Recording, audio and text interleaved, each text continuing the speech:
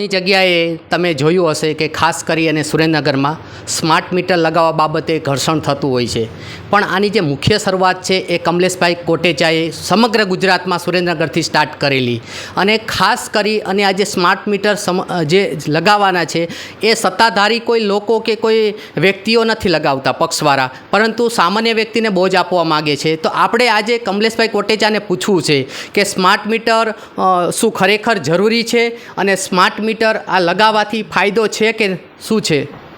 સૌથી પહેલાં તો સ્પષ્ટતા આપના તમામ દર્શકોને મારા માધ્યમથી કહી દેવા માગું છું કે સ્માર્ટ મીટર ફરજિયાત નથી. આખા ગુજરાતમાં ભાજપના આગેવાનો અને ભાજપના ધારાસભ્યો એવી વાત કરે છે કે સ્માર્ટ મીટર ફરજિયાત છે. આ માત્ર ને માત્ર ભાજપના જે ઉચ્ચ કક્ષાના હોદ્દેદારો છે, સંગઠનના અને જીતેલા છે, એમને વીજ કંપની સાથે અને આ એજન્સીઓ સાથે કોલોબરેશન કરી કરોડો રૂપિયાનો ભ્રષ્ટાચાર કરવા સિવાયનું કોઈ કામ નથી. આ સ્માર્ટ મીટર વીજ ગ્રાહકે લગાડવું ફરજિયાત નથી. આ સ્માર્ટ મીટરની મુહિમ આખા ગુજરાત ખાતે સુરેન્દ્રનગરથી શરૂઆત થઈ. સૌથી પહેલી વસ્તુ તો એ છે કે સ્માર્ટ મીટર એ પ્રીપેડ સ્માર્ટ મીટર છે.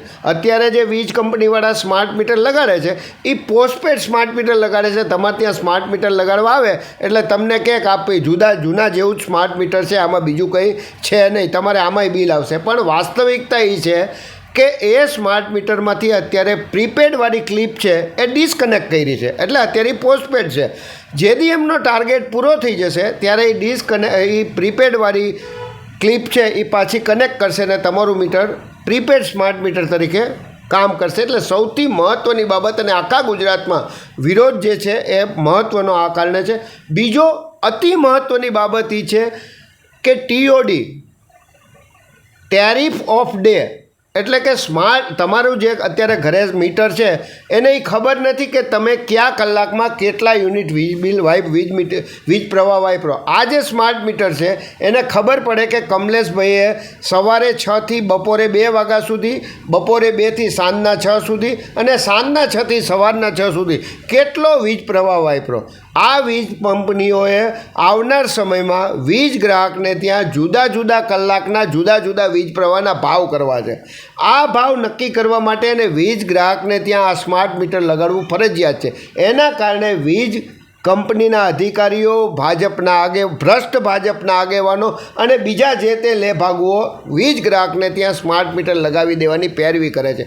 આ સ્માર્ટ મીટર દ્વારા આખા ગુજરાતના કોઈ પણ આમાં જ્ઞાતિવાદ નથી, હું ક્ષત્રિય છું, હું કોળી છું, હું લુહાણો છું, હું ભગણા છું, કોઈ વસ્તુ નથી. એક વ્યક્તિને ગુલામ કરવા માટેનું આ એકમાત્ર પ્રોપેગન્ડા છે. એના કારણે અમે આક્રમકતાથી વિરોધ કરીએ છીએ. સદભાગ્યે આખા ગુજરાતમાં અત્યારે મૂવમેન્ટ વેગ પકડી છે.